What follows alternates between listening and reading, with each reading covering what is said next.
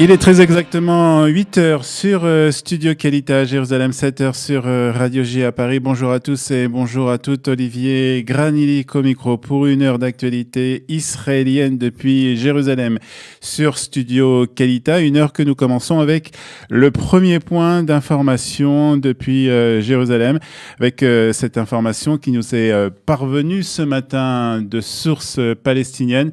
La maison d'un terroriste a été détruite par l'armée israélienne cette nuit. Il s'agit de Ammar Abou Lila, un Palestinien qui était responsable d'un attentat qui a eu lieu il y a un peu plus d'un mois près de la ville d'Ariel. 3 Israéliens avaient été tués au cours de cette attaque terroriste. La maison donc de ce Palestinien a été tué cette nuit.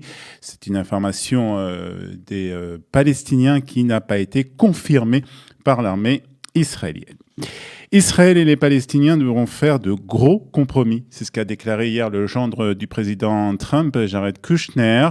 Le conseiller du président américain pour le Proche-Orient a ajouté que le plan de paix américain sera dévoilé après le Ramadan, qui prendra fin début juin.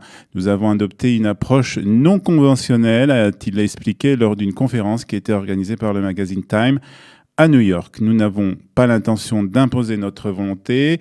Il y aura des compromis difficiles pour tout le monde, a-t-il ajouté, mais j'espère que lorsqu'ils examineront notre plan, c'est-à-dire les Israéliens et les Palestiniens, s'ils ne le trouvent pas parfait, ils accepteront malgré tout un compromis, a conclu Jared Kushner. Et puis, un nouveau village au nom de Donald Trump. C'est très possible et c'est sans doute pour très bientôt, puisque hier, le Premier ministre israélien, qui était en visite avec sa famille dans le Golan, a annoncé qu'il comptait créer une nouvelle ville justement sur le plateau du Golan et le baptiser au nom du président américain. Tous les Israéliens ont été profondément émus lorsque le président Trump a pris la décision historique de reconnaître la souveraineté d'Israël sur le plateau du Golan, a écrit sur son compte Facebook le Premier ministre israélien.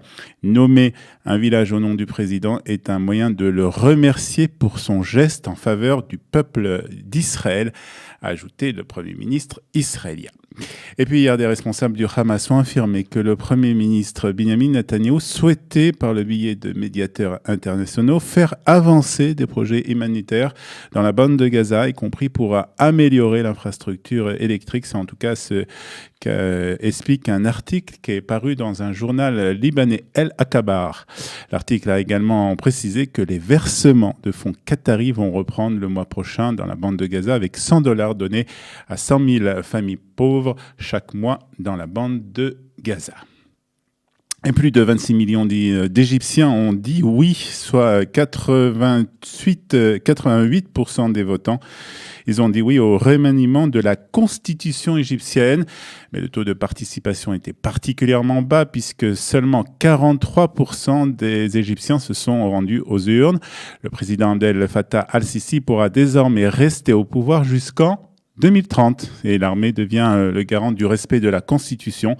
Le président Sisi a rendu hommage aussi sur Twitter à ses concitoyens qui ont ébloui le monde par leur conscience nationale des défis auxquels est confrontée notre chère Égypte, a écrit donc le président Sisi, qui est président au moins jusqu'en 2030. Le Premier ministre Benjamin Netanyahou lui appelé le nouveau président élu d'Ukraine, Volodymyr Zelensky, et l'a invité à venir en Israël. C'est ce qu'on a appris hier.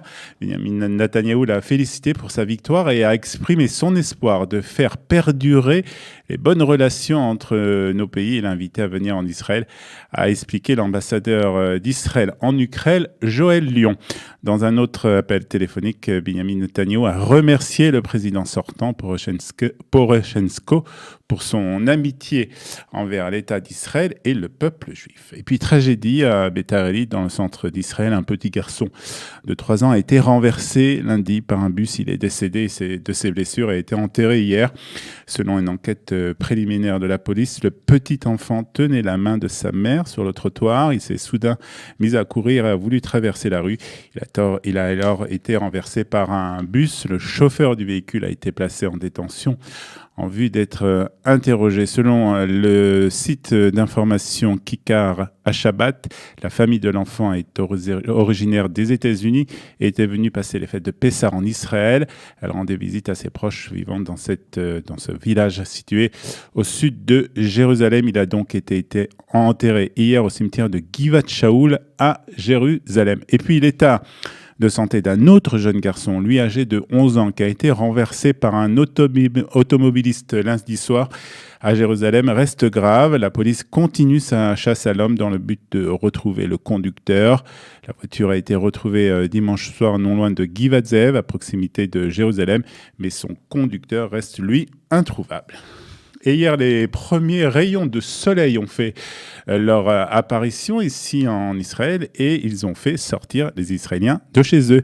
Excursions dans les forêts, parcs, visites des musées et bronzage aussi à la plage. Le résultat, embouteillage monstre dans tout le pays. Et l'un des sites les plus visités hier était le mont du Hermon qui était enneigé. Oui, vous avez bien entendu. De la neige sur le Hermon au mois d'avril, c'est très rare et donc les Israéliens se sont rués vers ce site, ce qui a valu que l'accès à ce site a été arrêté à plusieurs reprises hier dans la journée, créant là aussi de nombreux embouteillages. Il sera de même aujourd'hui avec des températures qui vont rester encore très élevées puisqu'il va faire 26 à Tel Aviv, 22 à Jérusalem, 30 degrés à la mer Morte, 27 degrés à Beersheva et 33 degrés à Eilat. Nous nous retrouvons à 8h30 heure d'Israël pour la revue de la presse israélienne. Il sera 7h30 à Paris sur Radio J.